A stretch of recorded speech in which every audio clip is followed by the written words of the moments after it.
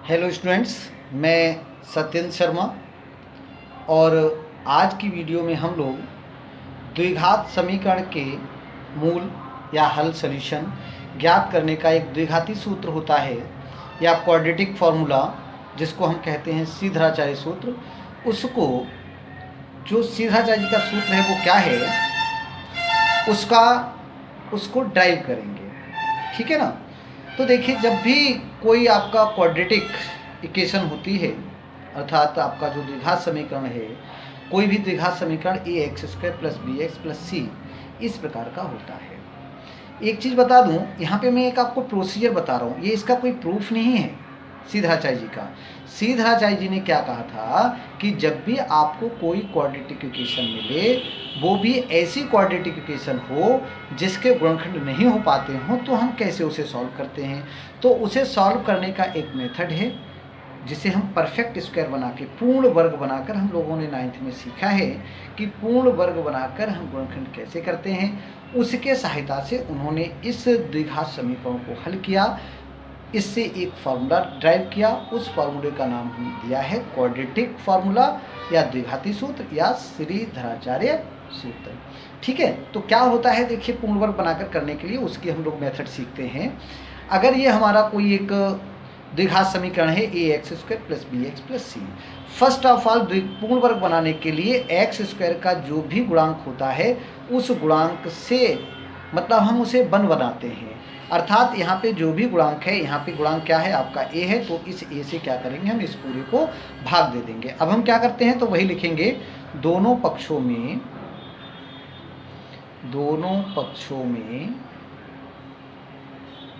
a से भाग देने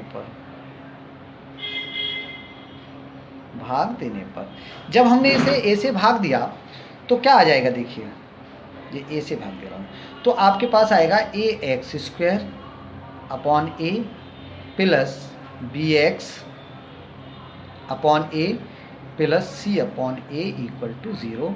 यहाँ पे a से a क्या हो गया, आपका कैंसिल हो गया। क्या बचा आपका, only x² + b / a x, मतलब क्या किया हमने, x के कॉफिशिएंट के रूप में b / a को लिख दिया, + c / a, ठीक है, c / a।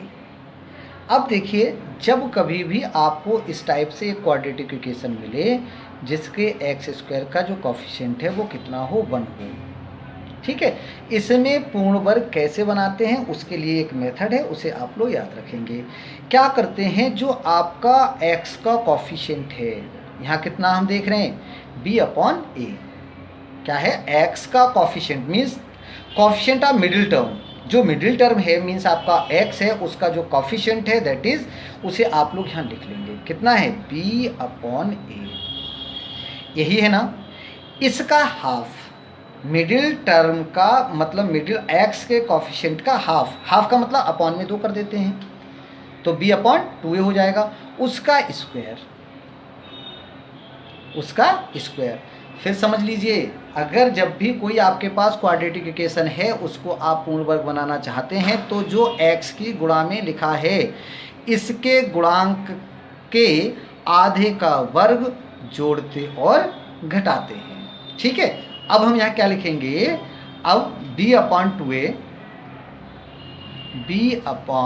2a का होल स्क्वायर जोड़ने व घटाने पर।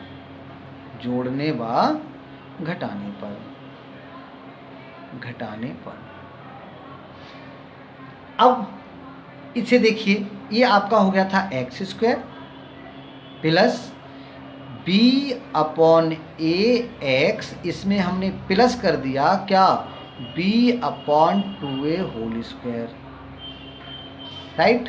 एक बार प्लस किया, एक बार हम इसे माइनस करते हैं, -b / 2a whole square + c / a आपका पहले से था, तो +c / a = कितना, 0। बेटा ये जो बचता है ना प्लस करने को, ये हमने किस लिए किया, ये आपका बन गया क्या, a² + b² + 2ab। देखिए, इसका मल्टीप्लाई करेंगे, x यहाँ से आ जाएगा, b / 2a, उसका जब डबल करेंगे तो 2 से 2 कट जाएगा, अर्थात ये 2ab है। जब भी आपको करना है आपको याद रखना है, इसमें ज़्यादा दिमाग नहीं लगाना है कि आपका जो मिडिल टर्म है उसके आधे का वर्ग हम इसमें प्लस करेंगे, माइनस करेंगे। प्लस करने के बाद ये जो टर्म बनेगी वो इसका होल स्क्वायर होगा। किसका होल स्क्वायर? x और b/2a का होल स्क्वायर। अब प्लस होल स्क्वायर हो गया, माइनस होल स्क्वायर होगा, उसको हम इस वाले साइन से डिसाइड करते हैं। अगर ये प्लस है तो आपको होगा x + b/2a whole square, right. अगर ये साइन माइनस होता तो हम क्या लिखते? x - b/2a whole square. इसको एज इट इज लिख लीजिए। तो b का स्क्वायर क्या हो जाएगा? b²/2a का होल स्क्वायर क्या हो जाएगा? 4a² plus c/a = 0। ठीक है, अब क्या करें? इस टर्म को इधर रखते, शेष पूरा हमें राइट साइड भेज दीजिए। Then you get x + b/2a whole square = देखो ये इधर जाके प्लस हो जाएगा ना, माइनस का b²/4a² है, राइट साइड पहुंच के हो जाएगा आपका प्लस का b²/4a²। ये प्लस का है c/a, तो ये जाके हो जाएगा आपका -c/a, राइट। हम इसका क्या करते हैं? एलसीएम ले लेते हैं। देखो एलसीएम कैसे लेते हैं? यहाँ पे 4 इसमें है, नहीं है, तो यहाँ पे 4 आ जाएगा। ठीक है, सॉरी 4a² इसका एलसीएम हो गया। ठीक है, एलसीएम ने क्या ले लिया इसका? 4a²। अब देखो यहाँ 4a² पूरा है तो b² किससे मल्टीप्लाई होगा? 1 से होगा, अर्थात ऊपर होगा आपका ओनली b² माइनस, यहाँ 4 है क्या? नहीं है, तो 4 से मल्टीप्लाई होगा। यहाँ सिंपल a है और इधर क्या है? a² है, तो एक आपका ये आ जाएगा और c पहले से थी, मीन्स ऊपर क्या होगा? b² - 4ac/4a²। ये किसका वैल्यू था? x + b/2a का होल स्क्वायर। इसका अर्थ है मतलब दोनों पक्षों का वर्गमूल लेने पर, दोनों पक्षों का वर्गमूल लेने पर जब आप दोनों पक्षों का वर्गमूल लेंगे तो इधर तो जो इसका स्क्वायर है वो हट जाएगा और क्या बचेगा? x + b/2a = इधर क्या बच जाएगा? देखिए जब भी किसी नंबर का हम लोग वर्गमूल लेते हैं तो उसकी दो वैल्यू आती हैं, एक प्लस एक माइनस। अभी तक हम लोग लिखते थे कि 4 का वर्गमूल कहाँ भी मिलता था? क्या लिख लेते थे? 2 लिख लेते थे। बट अब अगर आपको √4 का वैल्यू निकालना है तो आप क्या लिखेंगे? उसे 2 नहीं लिखेंगे। ठीक है, √4 का वैल्यू क्या होता है? +-2, मीन्स +2 भी हो सकता है और -2 भी हो सकता है। तो इस कंडीशन में इसका आंसर क्या होगा? ±√4ac/4a²। देखिए ये जो आपका अंडर रूट लगा है वो न्यूमरेटर और डिनोमिनेटर मीन्स अंश और हर दोनों पे अप्लाई किया गया है। ठीक है ना। अब हम इसको अलग अलग कर देते हैं। जब अलग अलग करेंगे तो x = क्या आ जाएगा? x + b/2a क्या आ जाएगा? प्लस माइनस, ऊपर का अंडर रूट तो आएगा नहीं तो वैसे ही लिख दे रहा हूं मैं, +-b² - 4ac और अपॉन देखो 4 का रूट 2 और a² का वैल्यू a, मीन्स क्या बन गया आपका? √b² - 4ac/2a। ये जो b/2a, देखिए सोल्यूशन मूल्स का मतलब क्या है? The value of x। इस मीन्स ये जो आपकी क्वाड्रेटिक इक्वेशन है इसमें हमारे x का वैल्यू फाइंड करना था, मीन्स x = सॉल्व करना है। सो हम क्या करेंगे? इसमें x का वैल्यू निकालेंगे तो इस टर्म को इधर भेजना पड़ेगा। तो x = होगा -b/2a। देखो ये प्लस का है, इधर जाके माइनस हो गया और ये आपका +- √b² - 4ac/2a। तो इसमें x का जो वैल्यू आएगा, देखो एलसीएम अगर हम इसका लेते हैं तो 2a सेम है। ठीक है, तो -b ± √b² - 4ac, ये आपका x का वैल्यू हो गया। तो यहाँ पे x के कितने वैल्यू निकल आए? 2 वैल्यू हैं। ठीक है, कितने वैल्यू हैं? x के 2 वैल्यू हैं। पहला है -b + √b² - 4ac/2a और दूसरा हो जाएगा मीन्स एक बार यहाँ पे प्लस साइन लेके और एक आपका माइनस साइन लेके। इस प्रकार से हमारे लिए x की कितनी वैल्यू प्राप्त हो गई? 2 हो गई। किसी भी क्वाड्रेटिक को हल करने पे आपको उसकी 2 ही वैल्यू प्राप्त होती हैं। ठीक है, अब यहाँ पे क्या है, अगली बात करते हैं हम लोग विविक्तिकर। ठीक है, एक शब्द होता है आपका विविक्तिकर। देखिए उसकी अगली एक्सरसाइज जरूरत पड़ेगी, चूंकि अभी हम इसे चला रहे हैं, एक्सरसाइज हम अगली वीडियो में शुरू कर लेंगे। इससे रिलेटेड मैं आपको बता रहा हूँ आपका विविक्तिकर क्या होता है। ठीक है, तो देखिए अब जब भी कोई आपका विविक्तिकर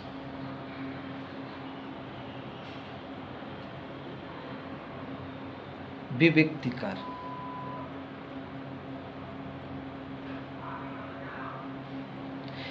ठीक है, क्या विविक्तिकर, इसको हम डिस्क्रिमिनेंट बोलते हैं। ठीक है, विविक्तिकर या डिस्क्रिमिनेंट कहते हैं इसको। कभी कभी इसका वैसे मोस्टली विविक्तिकर करके ही आपको आएगा कि ये कोई समीकरण दिया होगा, इसका आप विविक्तिकर निकालिए। तो देखिए इसके लिए जो आपका क्वाड्रेटिक फार्मूला है, अभी अभी हम लोगों ने लिखा था, मैं एक बार दोबारा लिख दे रहा हूं। क्वाड्रेटिक फार्मूला, जो क्वाड्रेटिक फार्मूला होता है वो होता है आपका x इक्वल टू, इसे याद करिए, minus B plus minus under root B square minus 4ac upon 2a। ठीक है, तो ये जो वैल्यू है क्या, बी स्क्वायर माइनस 4ac, इसको हम कहते हैं समीकरण का विविक्तिकर। ठीक है, जहां पे ए बी सी समझते हैं क्या है, ए क्या है the coefficient of X square, B क्या है coefficient of X and C is the constant term.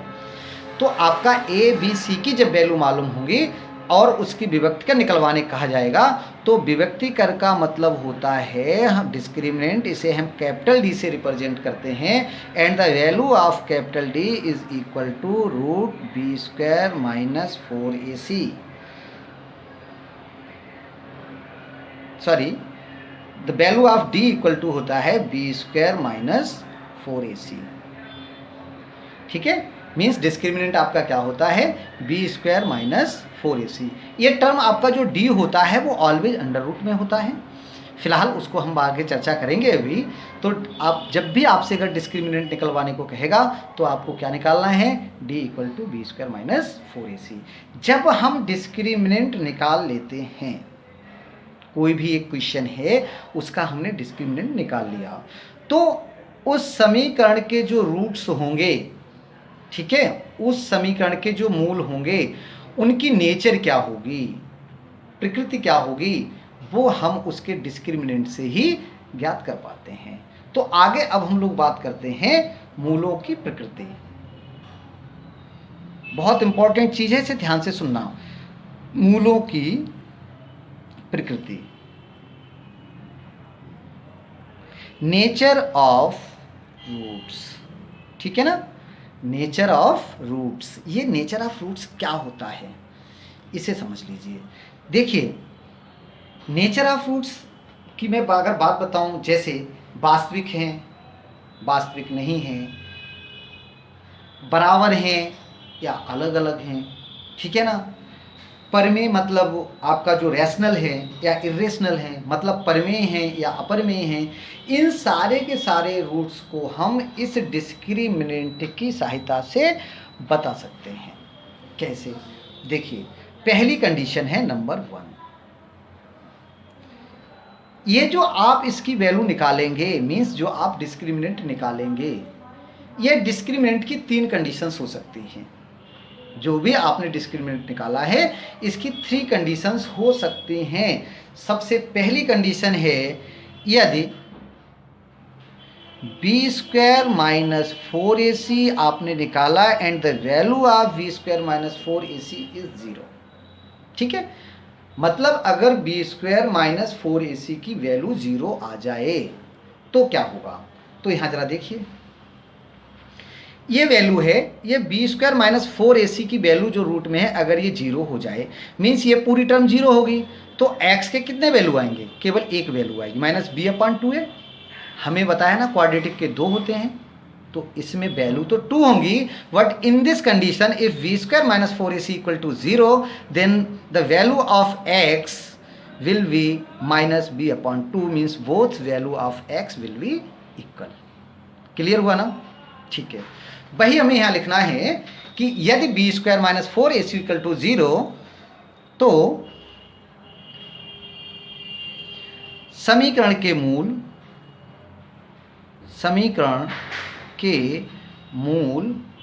वास्तविक व समान होंगे, वास्तविक व समान होंगे। क्लियर हुआ ना? अगर इसका वैल्यू 0 आ जाए तो हम क्या कहेंगे कि मूल आपके कैसे होंगे, वास्तविक होंगे व समान होंगे। क्लियर? ठीक है। पार्ट टू, यदि b² minus 4ac is greater than 0, क्या है? The value of b² minus 4ac is greater than 0। Is greater than 0 का मतलब होता है, या धनात्मक बोल सकते हैं हम इसको, ठीक है। अगर the value of b² minus 4ac is positive, means धनात्मक है, तो क्या होगा? तो समीकरण के मूल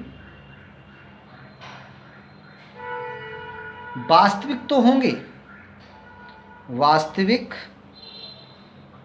व असमान होंगे, असमान होंगे। ठीक है, समीकरण के मूल वास्तविक व असमान होंगे, ये भी क्लियर हुआ। अब वास्तविक व असमान तो होंगे, ये मूल आपके परिमेय होंगे या अपरिमेय होंगे? बड़ा रेयर केसेस में कभी आपके एमसीक्यूज में ये पूछ लिया जाता है, तो वहां हमारे लिए थोड़ी दिक्कत आती है। जनरली क्वेश्चन ऐसा नहीं आता है, केवल और केवल आपके बहुविकल्प के तौर पे कभी पूछा जाता है, तो मैं उसे एक्सप्लेन कर दूं। देखिए नंबर 1, यहां से आप लोग पहले समझिए, ये जो x की वैल्यू है, ये वैल्यू आपकी धनात्मक आ गई, ठीक है। ये अंडर रूट, देखिए काल्पनिक क्या होता है, सारी संख्याएं जो हमने पढ़ी हैं, all are means natural number, सभी वास्तविक संख्याएं हैं। वो संख्याएं वास्तविक नहीं होती हैं जिनके अंडर रूट के अंदर निगेटिव आ जाए। मतलब अगर ये वाली टर्म निगेटिव होगी, अगर ये टर्म निगेटिव होगी तो मूल वास्तविक नहीं होंगे। अब ये टर्म हमारी आ गई पॉजिटिव। पॉजिटिव होने पर आपके दो कंडीशंस होंगे। अगर ये पूर्ण वर्ग हुआ, अगर ये पूर्ण वर्ग हुआ तो ये अंडर रूट हट जाएगा, रूट स्क्वायर कट जाएगा। अर्थात ये कैसा होगा, मीन्स इसकी जो वैल्यू आएगी उसमें कहीं भी अंडर रूट नहीं होगा। और अगर उस पर अंडर रूट नहीं है, समझ रहे हैं ना, अगर इससे ये अंडर रूट हट जाए तो हम उसको बोल देते हैं परिमेय। ठीक है, रैशनल, उसके रूट्स कैसे होंगे, परिमेय होंगे। और अगर ये अब पूर्ण वर्ग मतलब अंडर रूट नहीं हट रहा है, अगर ये अंडर रूट नहीं हट रहा है तो अंडर रूट वाली संख्याएं कैसी होती है, अपरिमेय होती हैं। और उस कंडीशन में इसके रूट्स कैसे हो जाएंगे, अपरिमेय हो जाएंगे। ठीक है, तो इस चीज़ को हम यहाँ पे दो पार्ट में शॉर्ट में लिख देते हैं, याद रखिएगा, कभी कभी एक नंबर में इससे पूछ लिया जाता है। तो यदि कैपिटल डी को हमने रिप्रेजेंट किया, इसका वैल्यू क्या होता है, b² माइनस 4ac का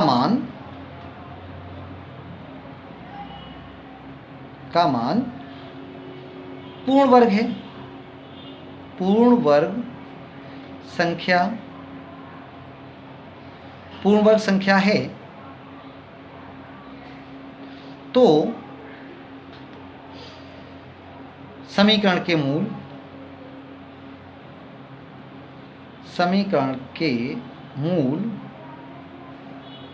परिमेय होंगे,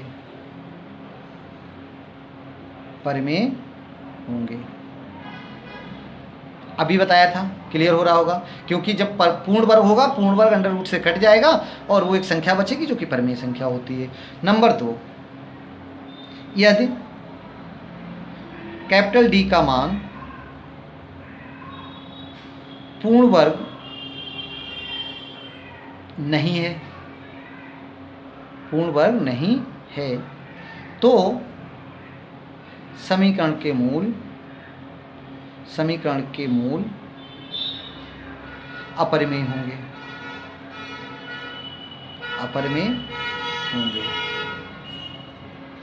ठीक है। अब आगे की बात करते हैं। थर्ड कंडीशन क्या, फर्स्ट केस हो गया, सेकंड केस हो गया और थर्ड केस, जैसा कि अभी हमने आगे आपको थोड़ा सा बताया भी था। थर्ड केस में क्या पॉसिबिलिटीज है कि इफ यदि b² minus 4ac is less than 0, ठीक है ना, means the value of discriminant is less than 0। 0 means negative भी बोल सकते हैं आप, या हम इसे क्या कह सकते हैं, निगेटिव। अगर इसका वैल्यू निगेटिव है तो क्या होगा, ठीक है। तो अभी बताया, अगर डिस्क्रीमिनेंट देखिए, ये जो बी स्क्वायर माइनस 4ac की वैल्यू है ये अंडर रूट में होती है, और जब कभी भी अंडर रूट के अंदर निगेटिव होता है तो उसकी जो वैल्यू होती है वो कैसी होती है जानते हो, काल वास्तविक नहीं होती। अर्थात तो समीकरण के मूल वास्तविक नहीं होंगे, वास्तविक नहीं होंगे, ठीक है। तो समीकरण के मूल वास्तविक नहीं होंगे। देखिए एक नोट कर लीजिए यहाँ पे, नोट, बहुत बच्चे इसमें अक्सर मिस्टेक कर देते हैं। कभी कभी एक कंडीशन लगाने को आती है कि समीकरण मूल वास्तविक हों, मूल वास्तविक हों, तो हम यहाँ लिख देते हैं मूल वास्तविक होने पर, मूल, इसे याद रखना, वास्तविक होने पर,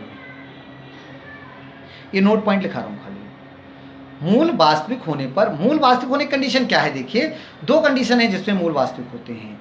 एक तो बी स्क्वायर माइनस 4ac की वैल्यू बड़ी हो किससे, 0 से, और दूसरी क्या है, ये वास्तविक होंगे ना, और दूसरी क्या है ये, मतलब टोटल आपकी 3 कंडीशन है, उसकी जो लास्ट वाली कंडीशन है, if the value of B square minus 4ac is less than 0, केवल उस कंडीशन में आपके मूल जो होते हैं वो वास्तविक नहीं होते, रियल नहीं होते। अदर ऑल दो कंडीशंस जो हैं उन दोनों को हमने इसमें जोड़ दिया है कि इस कंडीशन अगर ये आपकी है, इसकी वैल्यू अगर 0 है या वो है, दोनों ही कंडीशन में आपके मूल्स कैसे होंगे, वास्तविक होंगे, ठीक है।